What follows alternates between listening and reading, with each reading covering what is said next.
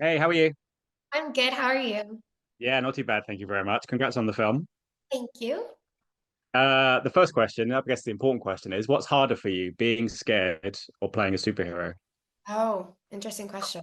You know, I lose my voice very easily. I have a naturally raspy voice. So the screaming is a bit of a challenge for me. So I'm gonna have to say being scared.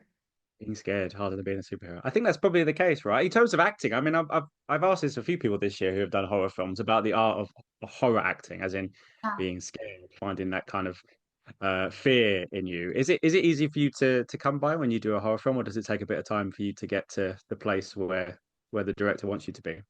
I think it kind of depends on the scene and also the day. Like, how is Breck showing up to set that day? If I'm like really happy and in a good mood, or if I'm like really tired, so I can't get my body to that like deep breathing. So it depends a lot on circumstances.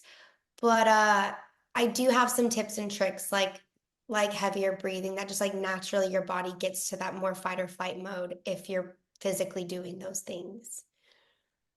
It's a real kind of throwback to the 70s and 80s. Some of the kind of horror movies that I like, John Carpenter being obviously a massive thing at the time. Did your director get you to did he give you like a watch list of films that he was trying to potentially take inspiration from for you guys to watch? Because I guess sometimes, you guys haven't necessarily seen them just yet. Yeah, funny enough, the movie that he had me watch is not a movie that was made in the 70s, but another film that was based in the 70s, which was Lovely Bones, and also Mm. that serial killer element to it. So that was a really big inspiration for like tone wise and 70s research. Also a It, lovely movie, no pun intended, but it is a lovely movie, yeah. Although it's quite dark, it's but we'll so talk about dark. It's so dark and very emotional, but like it's a beautiful piece.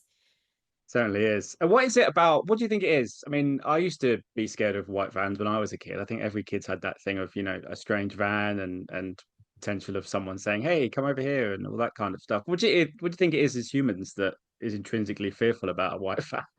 Well, that's what I found so interesting about this story because it's like this unspoken fear. But then the Mm. fact that it's actually based on truth. Like in the 70s, there was a serial killer who got his victims in a white van. So it's not even like, I feel like we're not even making it up. Like there is truth to it. And this film shows that.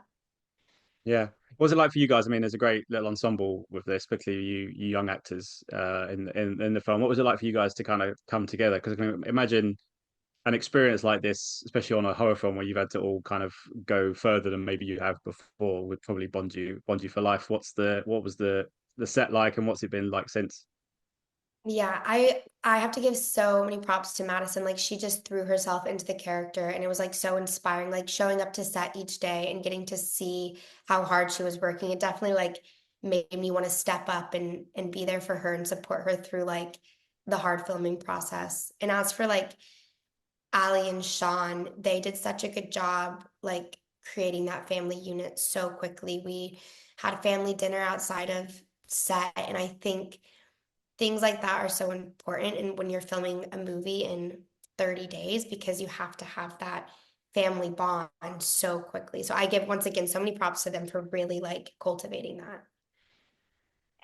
What's the difference for you in terms of like doing something like Stargirl, which is a big, obviously, big show, and you probably had a lot more time to explore the characters. Whereas this, as you say, you shot it in 30 days, which is lightning speed in terms of movie making. What's that experience like? Kind of, is it good to kind of be on your toes and be ready to go at a moment's notice?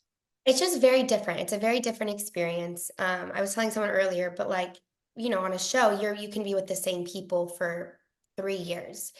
And with this, I think there's a bit more of a responsibility on doing things outside of set to get you where you need to be, to give the performance that you want to give. And whether that's like just researching the 70s and watching films, but because it's so fast paced, I think you just have to put in a little bit more effort before, after, and during.